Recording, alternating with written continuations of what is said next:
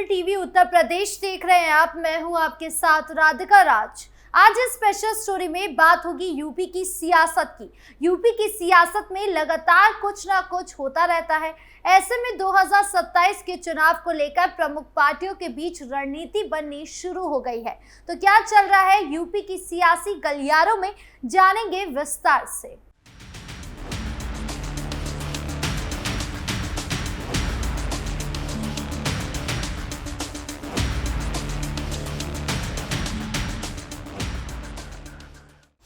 क्या यूपी की राजनीतिक बिसात पर बीजेपी बदलेगी रंग? उत्तर प्रदेश में विधानसभा चुनाव को अभी करीब 2 साल का वक्त बाकी है, लेकिन सियासी हलचल तेज होने लगी है। सभी प्रमुख राजनीतिक दलों ने अपनी तैयारी शुरू कर दी है। राजनीतिक स्तर पर काम किया जा रहा है। भारतीय जनता पार्टी जहां अपने मौजूदा विधायकों के 5 साल के कामकाज का ऑडिट करवा रही है, सरकार के मंत्रियों के कामकाज की भी नियमित समीक्षा चल रही है। वहीं समाजवादी पार्टी भी अपने जमीनी कार्यकर्ताओं को सक्रिय करने में लगी हुई है। कांग्रेस ने भी राज्य की कई सीटों पर दावेदारी जतानी अभी से शुरू कर दी है। यूपी चुनाव में अभी से ही कांग्रेस सपा गठबंधन तय माना जा रहा है। वहीं हाशिया पर सिमटती बहुजन समाज पार्टी में भी आकाश आनंद की सक्रियता के बाद नए सियासी संकेत मिलने लगे हैं। प्रदेश के इन प्रमुख राजनीतिक दलों के अलावा उनके सहयोगी दल भी अपने सियासी समीकरण साधने में जुटे हुए हैं। इसी क्रम में भाजपा के सहयोगी निषाद पार्टी के मुखिया और उत्तर प्रदेश सरकार में कैबिनेट मंत्री संजय निषाद के बयानों ने राजनीतिक हलकों में हलचल मचा दी है। ऐसे में सवाल उठ रहा है कि भारतीय जनता पार्टी क्या 2027 के विधानसभा चुनाव में बदले राजनीतिक रंग के साथ उतरेगी या फिर सहयोगियों को साधने के लिए लखनऊ से दिल्ली तक मान मनोवर का खेल चलेगा। संजय निषाद पिछले साल से ही संविधान यात्रा चला रहे हैं, जो सहारनपुर से लेकर सोनभद्र तक जारी है। इस यात्रा के जरिए वो न सिर्फ अपने समाज को जागरूक कर रहे हैं, बल्कि पार्टी का सियासी कद भी बढ़ा रहे हैं। संजय निषाद की यात्रा जहां जहां पहुंची है, वहां वहां उन्होंने पत्रकारों से संवाद में ये स्पष्ट किया है कि निषाद समाज का प्रभाव उत्तर प्रदेश की 200 से अधिक विधानसभा सीटों पर है। जालौन में एक कार्यक्रम के दौरान उन्होंने यहां तक कहा कि अगर परिस्थितियां अनुकूल रही तो निषाद पार्टी इन सभी 200 सीटों पर चुनाव लड़ सकती है। ये बयान राजनीतिक गलियारों में बड़ा संकेत माना जा रहा है। संजय निषाद अभी योगी सरकार का हिस्सा है। भाजपा के साथ अलगाव की कोई चर्चा नहीं है, लेकिन इन बयानों के कई मायने निकाले जा रहे हैं। संजय निषाद ने अपनी यात्रा के दौरान भाजपा को कई बार ये सलाह दी है कि वो अन्य दलों के से आए नेताओं यानी विभीषणों से सावधान रहे।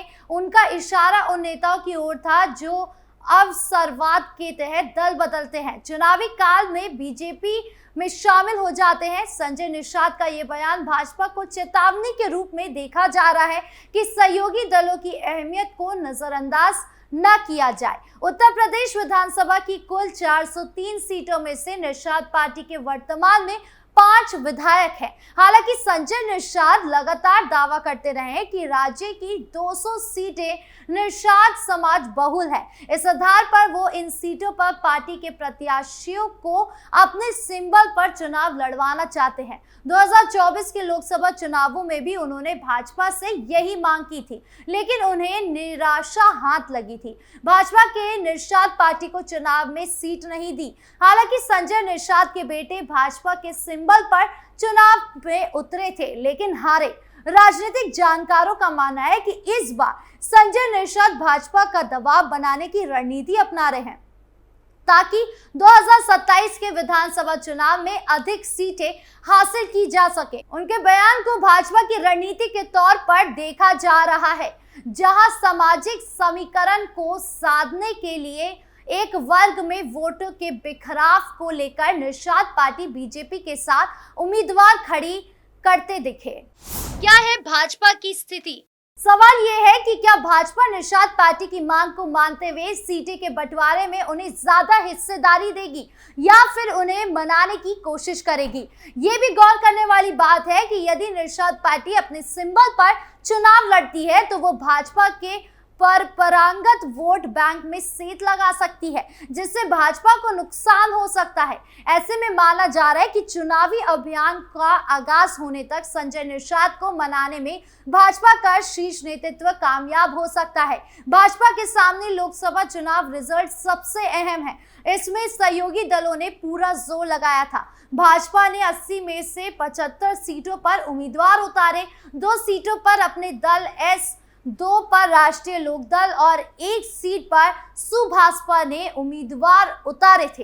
इनमें से रालोद दोनों और अपना दल 1-1 सीट जीत पाई। बड़े जातीय पॉकेट्स पर दावा करने वाले नेता भी बीजेपी उम्मीदवारों के लिए वोट ट्रांसफर कराने में सफल नहीं हुए।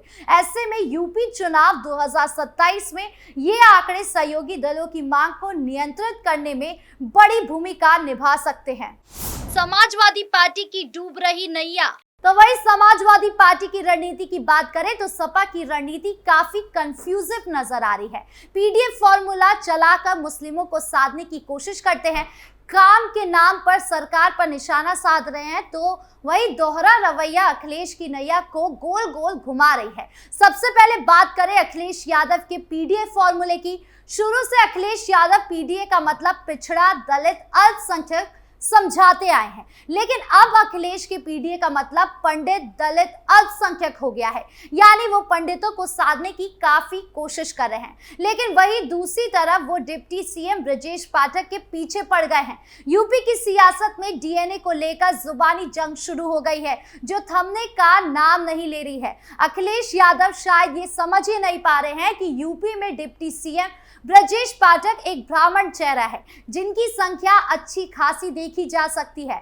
ऐसे में जितनी बार अखिलेश यादव ब्रजेश पाठक पर उंगली उठा रहे हैं, वो वक्त दूर नहीं जब वही उंगली अखिलेश के सामने आएगी भाजपा का चुनावी हथियार बनकर। वहीं अखिलेश यादव की अगली रणनीति की बात करें तो अखिलेश यादव लगातार खुद को मुस्लिमों का मसीहा दिखा रहे हैं। अखिलेश यादव दिखा रहे हैं कि मुस्लिम समुदाय बेसहारा है, इसीलिए अखिलेश यादव उनके हमदर्द बने बैठे हैं। लगातार हम उन्हें हिंदू विरोधी बयान देते देख रहे हैं, चाहे वो गौशाला वाला बयान हो, जहां वो कहते नजर आए कि गौशाला से दुर्गंध आती है, इत्र पार्ट से सुगंध आती है। गौर करने वाली बात है कि अखिलेश यादव तो अपनी पार्टी की नैया को डुबाने का काम कर ही रहे हैं, लेकिन उनकी पार्टी उसी नैया में कील ठोकने का काम कर रही है। ऐसा लगता है मानो अखिलेश यादव ने अपनी पार्टी में ही अपने दुश्मन रख लिए हैं। रोजाना समाजवादी पार्टी के नेता, सांसद पर या तो मुकदमा चल रहा होता है या वो पिट रहे होते हैं, और यहाँ तक कि ब्रजेश पाठक पर अभद्र टिप्पणी करने के बाद अखिलेश यादव को खरी खोटी सुनाई गई, साथ ही उनका पुतला भी फूका गया। यानी कुल मिलाकर अखिलेश यादव की नैया डूब रही है, लेकिन भाजपा पर निशाना साधने से पीछे नहीं हट रहे हैं। सीट बंटवारे को लेकर बिखरा गठबंधन। अखिलेश यादव भले ही बड़े बड़े बयान दे रहे हो, लेकिन उनके खुद के हाथ पांव फूल गए हैं।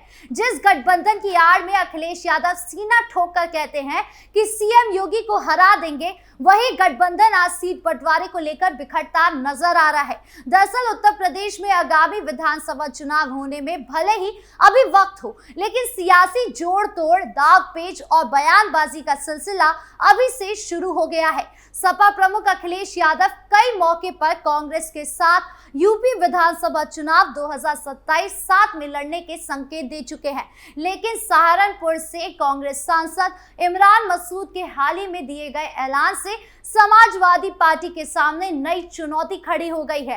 हाल ही में कांग्रेस सांसद इमरान मसूद का एक वीडियो वायरल हुआ था, जिसमें कांग्रेस सांसद ने दावा किया कि यूपी विधानसभा चुनाव 2027 में सहारनपुर की 7 विधानसभा सीट पर कांग्रेस अपने उम्मीदवार उतारेगी। सहारनपुर की सभी विधानसभा सीटों पर चुनाव लड़ने की हुंकार भरने वाले मसूद ने अपने सोशल मीडिया हैंडल पर वीडियो पोस्ट कर इसकी जानकारी दी। कांग्रेस सांसद का बयान इसलिए और खास हो जाता है क्योंकि सहारनपुर विधानसभा सीट से समाजवादी पार्टी विधायक आशु मलिक ने कुछ दिन पहले ही गठबंधन और सीट बंटवारे को लेकर कांग्रेस सांसद के बयान पर निशाना साधा था। सपा विधायक ने कहा था कि इमरान मसूद को स्पष्टीकरण देना चाहिए कि उनकी पार्टी या नेताओं ने ऐसा कहने के लिए कहा है कि अगर वो इतने बड़े नेता हैं तो बार बार पार्टी क्यों बदलते हैं। उनको चैलेंज देने का बड़ा शौक है तो एक बार फिर खेल हो जाए, हम और वो इस्तीफा दे देंगे, फिर दोबारा चुनाव हो जाएगा। दोनों पार्टी के नेताओं के बयान से ये तो साफ होता है कि गठबंधन के अंदर सीट बंटवारे को लेकर अनबन चल रही है, जिसका फायदा भाजपा जरूर उठा सकती है। यानी कुल मिलाकर अखिलेश यादव ना तो गठबंधन को तगड़ा बना पाए हैं, ना ही रणनीति को। अब ऐसे में अखिलेश यादव 2027 की रणनीति बदलते हैं या नहीं, ये देखने वाली बात होगी। आपको क्या लगता है कमेंट बॉक्स में जरूर बताएं। वीडियो अच्छी लगी हो तो लाइक शेयर करें और चैनल को सब्सक्राइब करना ना भूलें। नमस्कार।